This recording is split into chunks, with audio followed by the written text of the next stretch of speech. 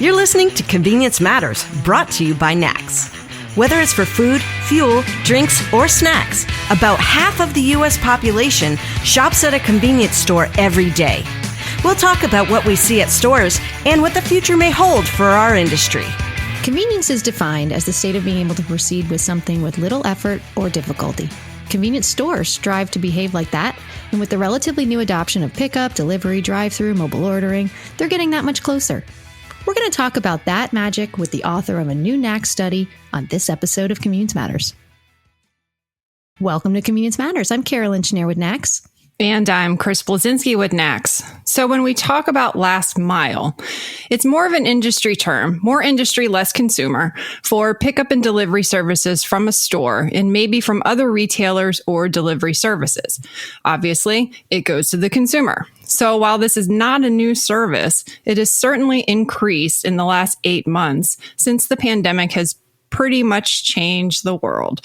So today we're joined by one of our newest colleagues at NACS, Patrick Loftus, who is our survey research manager. And he had the pleasure of being thrown to the wolves, basically, as he came on board with NACS and, helped produce this brilliant survey that we have now on basically last mile, where we surveyed our retail members on the types of services that they're using.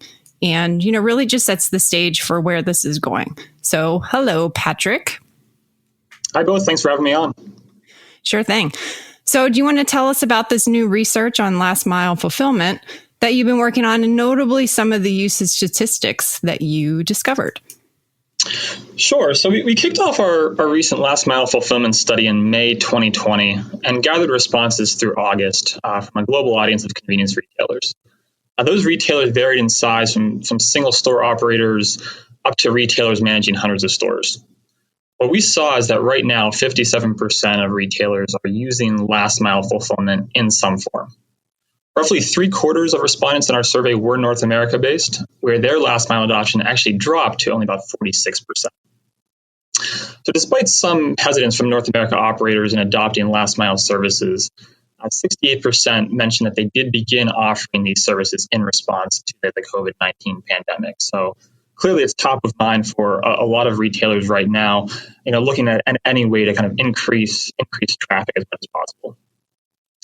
Still, roughly 1/5 of operators mentioned that they have no plans right now to adopt any last mile services in the next year. Those operators most frequently cite barriers such as cost or staffing concerns related to order fulfillment, or even technology constraints as a big reason for why they aren't adopting last mile services. Some of those technology constraints include apps, order taking, and payment processing, especially, as being some of their biggest challenges. The story in Europe and Australia is somewhat different, where we are seeing a higher level of last mile adoption at over 80% of their retailers right now. I think a few reasons we're seeing it elevated within Europe and Australia, especially, is largely because of some of those respondents to our survey were larger players in the retailer space. So we're a little bit more likely to have the resources to adopt some last mile services and put those into place, and have been doing it a little bit longer. Also, and this is especially true within Europe, last mile, especially delivery to offsite locations, is just a little bit easier.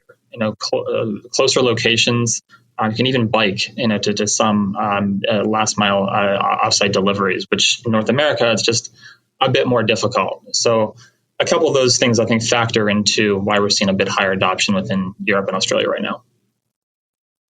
So, Patrick, in what all the research you've been doing, I'm sure you did a lot of other backup research in terms of like consumers and how they take to these kinds of services being offered. And I know, basically, I think since COVID started back in March, and here we are in fall, things are just different. Everybody, even my parents who are slow to adopt, they don't even have like a real smartphone, if you will. Sorry, mom and dad, calling you out on that. But they are figuring out how to place an order on their machine, their desktop actually still, and then go to a store to pick it up. And they understand it. So I think even the slowest adopting consumers are picking up on this. So you mentioned some opportunities for retailers that there's like I think you said 1 in 5 aren't doing this or aren't thinking about doing anything that's remotely, whether it's the delivery pickup, one version of this convenience factor out there. Why do you think that is? You mentioned some good reasons for that, but really digging into what you figured out, like, is it that hard? Do you think they're just scared? I think from the retailer side, the important thing to remember here is that we're not just talking about offsite delivery.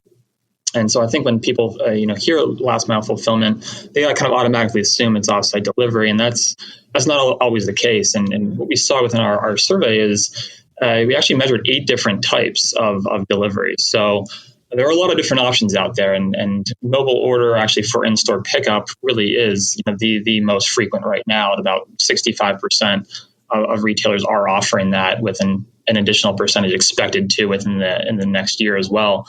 But there are a lot of different options that folks are exploring, and so it's not just about offsite delivery.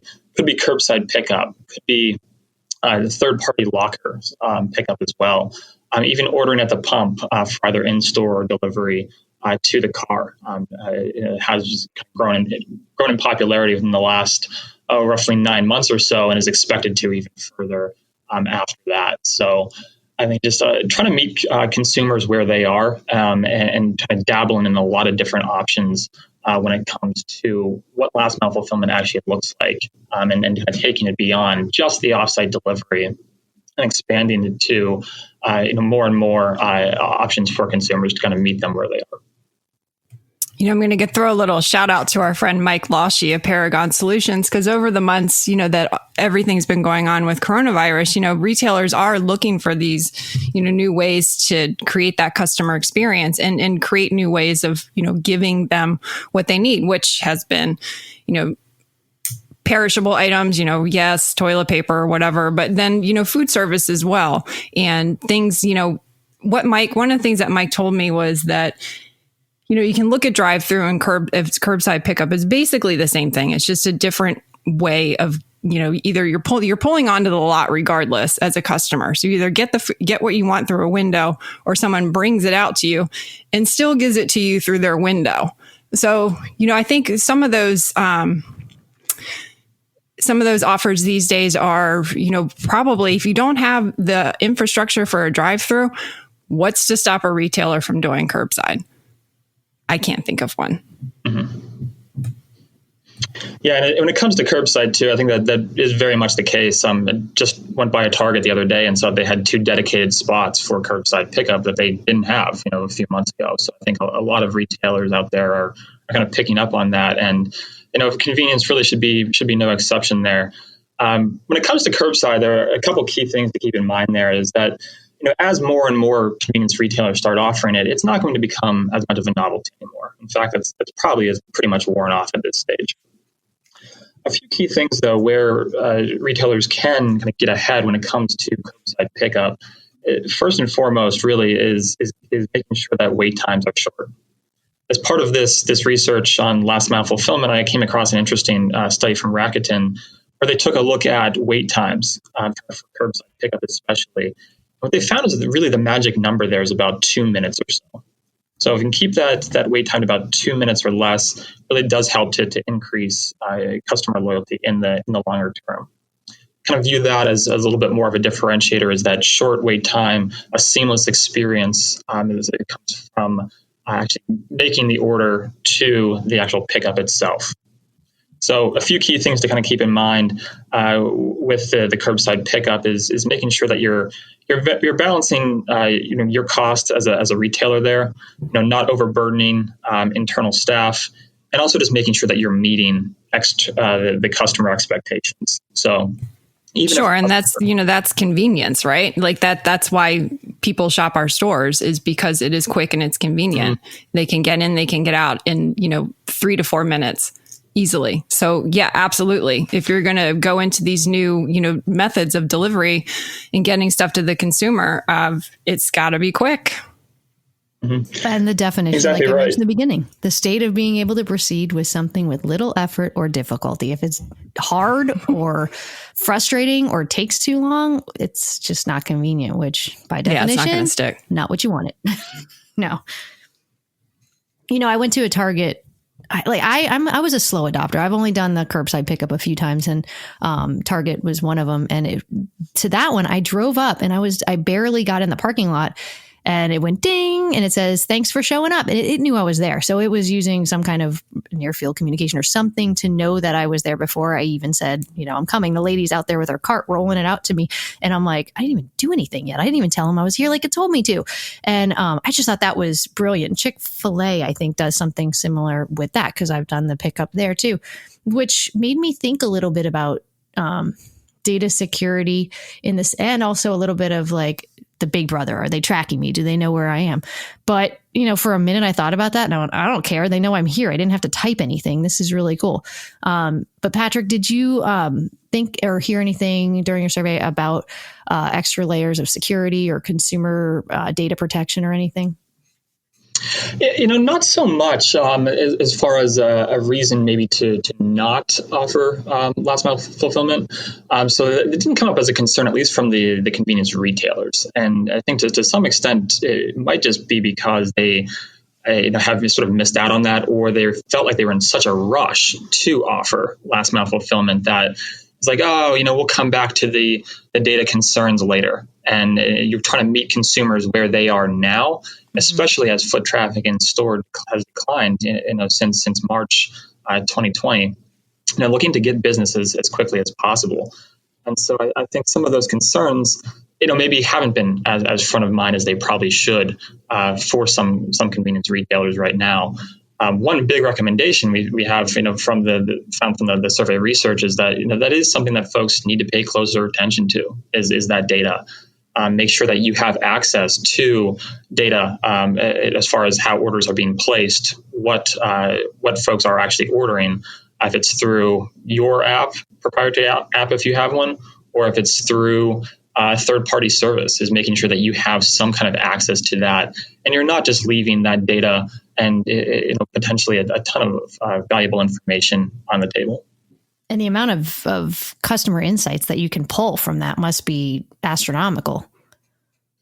Exactly. And then that's what we want to make sure that folks aren't ignoring, is that's a ton of information that you could put to use regarding not only, what shoppers are looking for right now, but the last mile fulfillment services that you offer within your store.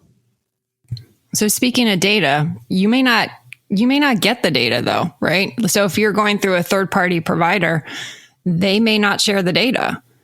So what's a good alternative to that? Because then the retailer's losing that, that customer data where they can, create experiences and create customization and things like that. They just lose that. Very true, and because that is the case, especially with providers like Uber Eats and among others out there, where it's like they don't hide the fact that they're going to keep that information, that they view that as their IP. I think a couple of the alternatives to that, then, we're seeing this uptake, quite a bit, especially among North American operators right now, is using your own staff. So making sure that you're not putting a ton of additional burden on staff internally, but using them to actually take the orders in and then actually make the deliveries too. So we've seen that as a viable alternative for folks that don't want to automatically turn to third-party providers where there might be some data concerns there, or where there's a lot of changes, in that third-party provider space right now. A lot of new entrants, aside from some of the bigger players that most of us recognize right now. Some regional players that kind of jump in quite frequently. And as a result, that landscape changes quite a bit. Whereas if you continue offering last mile from your store, or start offering it from your store with your store staff, it can be a little bit easier. Sure. And then in looking at your internally or your own staff, there's a quality control issue as well. There is a very strong possibility that the third party service could deliver something that somebody could have already picked up and purchased on their own and consumed by the time they actually get it. And so quality can become an issue. But that's the retailer's brand too, right? So if somebody, orders a sandwich and it comes, soggy and the cheese is basically glued the whole thing together, that's not very appetizing. And it's not the third party's brand that's going to be on the line. It's going to be the retailer's. That's a great point. Exactly right. Is that, if you order food from, whether it's a restaurant or a convenience retailer, whatever it happens to be, you're not going to blame that third party delivery service. You blame who you ordered it from. So that comes up quite often. A couple other things that folks mentioned too within the survey is that, looking at age restricted products, do we trust a third party provider to check IDs? And to make sure that folks are abiding by the law there. Yeah, that's a great point. Yeah, one other one, food safety concerns as well. Another great point. Yeah, yeah, a lot easier when you can ensure that you're giving your staff those guidelines as far as food safety, age restricted products, what they need to do, and knowing that they're a lot more likely to stick to those than a third party provider is. Chris, you do a lot with food safety. What have you been hearing on that front in terms of delivery services? Well, I mean, it's definitely on the radar. And I think, had COVID not done what it did to the entire world, that there may have been a little more movement there. It was certainly a topic that the FDA was looking at through, industry partners and whatnot, and making sure that third-party vendors are adhering to the food code. And they do. I mean, I've certainly been on enough, webinars and seen enough conversations where that, the third-party vendors out there are absolutely making sure that, their employees and the folks who are doing deliveries for them are sticking to, the guidelines. You can only do so much, right? Like, so with anything with food safety, like the behaviors are really where the, the rubber hits the road kind of thing. So, but I will say, as a consumer, I would not make any kind of assumption that food safety is not being taken, into consideration, because it is. So I think there should be, some element of comfortable there. I know early on when things really started to pick up, like before COVID, we're talking like 2 years ago, there were some complaints that people were seeing, people showing up with, their food in the front seat with a dog in the back seat kind of thing. And I don't really know that you're really going to see a whole lot of that anymore these days, because it is becoming more ubiquitous, and, there certainly is a lot more attention paid on these services. So, but yeah, I mean, those were real concerns, kind of back in the day, which back in the day was only like 2 years ago. I always wonder if they're snacking on my French fries. I know I can't make it back from like McDonald's without eating half the fries before I even get home. But and that's why we're not going to let you work for a third party vendor. So you just stay right where you are at NACS. Carolyn is not delivering food. Don't ask me to pick up your lunch on the way home. Carolyn is not picking up my lunch ever. Ever. Oh, come on. All right. Well, back to the topic at hand. I guess, Patrick, what are you thinking in terms of bigger opportunities for convenience retailers to continue to grow in this space? What are some low-hanging fruit that they could do now that may not have as much of a financial investment as rolling out a whole project? Is there anything that came to light in all your research? Mm-hmm. Yeah, I think the big one really kind of comes down to the order at the pump, for in-store pickup or for delivery to the car. I see from our survey results, we saw that it's only around 10% of retailers are taking advantage of that right now. And granted, some of the respondents, may not actually have, a fueling station at their store location, but that number still struck us as quite low. So low that, in fact, what we saw is that number of convenience retailers that anticipate actually offering order at the pump for in-store pickup is expected to triple within the next year. So about 34% now do expect to start offering that within the next year. So that's, I think, one good example of a relatively low lift for convenience retailers that they can look to take advantage of now. That order at the pump for in-store pickup or even for delivery to the consumer's car. I think that, you said it, we all know it. COVID propelled us, not even propelled. Propelled is a gentle word into this last mile magic, as I said in the beginning. I think it more like a rocket grenade, like launched it in, like if, anyway, my analogy is lost. But it was a good try. What would have happened if COVID didn't take place? So like, say it wasn't the massive disaster that it is. How long would this have taken to get to where we are, do you think? Mm-hmm. I think it still would have progressed at a fairly steady pace, but probably not as rapidly as it has. We did see about 68% of North American retailers that they anticipate, offering or last mile fulfillment as a result of COVID. So it did accelerate there, I think, quite a bit. But I think that there was a steady enough progression that you would have seen some options like ordering at the pump for in-store pickup or curbside pickup. They probably would have been maybe 2-3 years down the road instead of happening all at once here in 2020.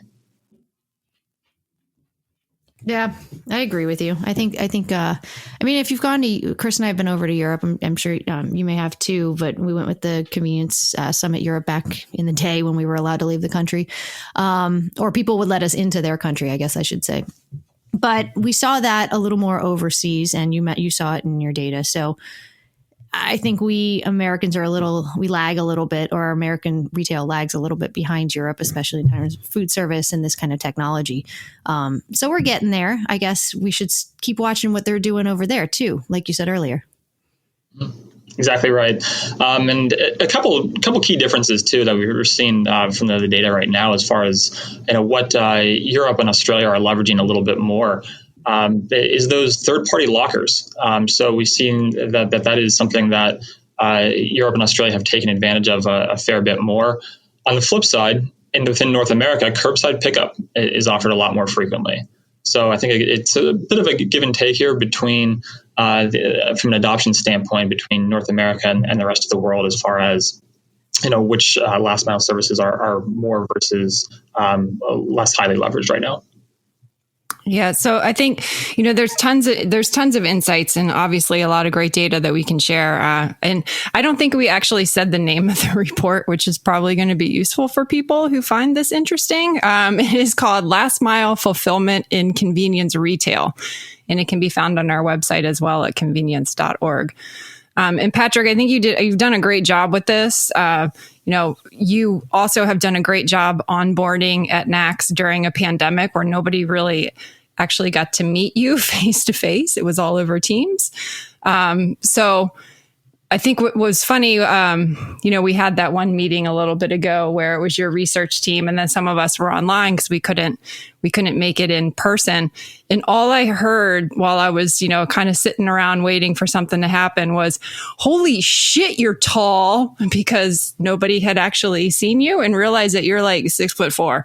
So you have officially become part of the NACS volleyball team, whether you like it or not. And we're gonna put you in charge. So perfect. I think if we go cross country or some type of long distance, then we're guaranteed to win. Volleyball, maybe not. Well, I guess you wouldn't know. We have some other tall people at NACS, but you just haven't met them yet. One of these days, I hope to shake your hand and then use my hand sanitizer. Well, Patrick, I really appreciate your time. And this is a really great study. As Chris said, you can find it at convenience.org.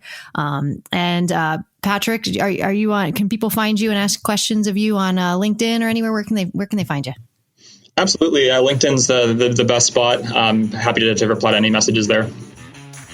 Well, keep telling us your stories. If you've got a really cool story, something you've been doing with the last mile, with curbside, with delivery, send it to us, send it to me, send it to Chris at convenience.org, and we're happy to tell your story in our own publications. So again, thank you, Patrick. Thank you, Chris. And thank you for listening to Convenience Matters. Convenience Matters is brought to you by NACS and produced in partnership with Human Factor.